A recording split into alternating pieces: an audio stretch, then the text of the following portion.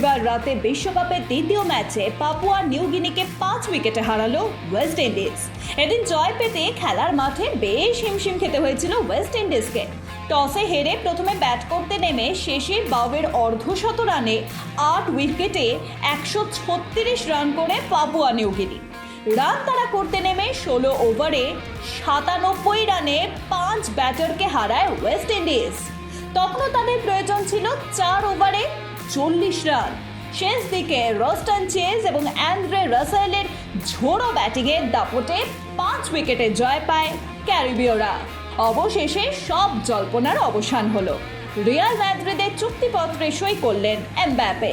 আগামী 1 সপ্তাহের মধ্যে আনুষ্ঠানিক ঘোষণা করবে রিয়াল। চ্যাম্পিয়নশিপের পর সান্তিয়াগো বার্নাব্যুতে জমকালো আয়োজন করে এমবাপ্পেকে দর্শকদের সামনে আনা হবে। 5 বছরের চুক্তিতে রিয়ালের নাম লিখিয়েছিলেন এমবাপ্পে। বার্ষিক 15 মিলিয়ন ইউরো বেতন পাবেন বলে রিয়াল থেকে। আবার কোচিংয়ে ফিরলেন পর্তুগিজ কোচ জসে মরিনহো। সদ্য শেষ হওয়া মরশুমে বাজে পারফর্ম করে রোমা, যার কারণে গত জানুয়ারি মাসে মরিনহোকে ছাঁটাই করে তারা। রোমা ছাড়ার পর 4 মাস অবসরে ছিলেন তিনি। তবে কোন ক্লাবে যাবে তা নিয়ে চলছিল অনেক গুঞ্জন। সব গুঞ্জন উড়িয়ে তুরস্কের ক্লাব ফেনেরবাচেতে কোচ হয়ে ফেললেন দ্য স্পেশাল ওয়ান মরিনহো। সোমবার রাফালের নাদাল, একজন স্প্যানীয় পেশাদার টেনিস খেলোয়াড় রাফালের নাদালের জন্মদিন। বর্তমানে বিশ্ব র্যাঙ্কিংয়ে 5 নম্বরে আছেন তিনি। 22টি গ্র্যান্ড স্ল্যাম পুরুষ একক শিরোপা জিতেছে নাদাল, যা ইতিহাসে সবচেয়ে বেশি।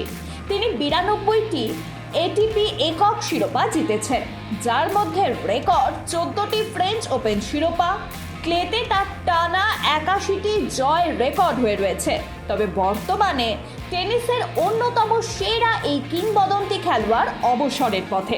চোট কাটিয়ে ফ্রেঞ্চ ওপেনে ফিরেছিলেন তিনি, কিন্তু ফেরাটা ভালো হয়নি। ফ্রেঞ্চ ওপেনের প্রথম রাউন্ড থেকেই বিদায় নিতে হয়েছে তাকে। সূত্রের খবর, আগামী প্যারিস অলিম্পিকেই হয়তো তার কেরিয়ারের শেষ অলিম্পিক।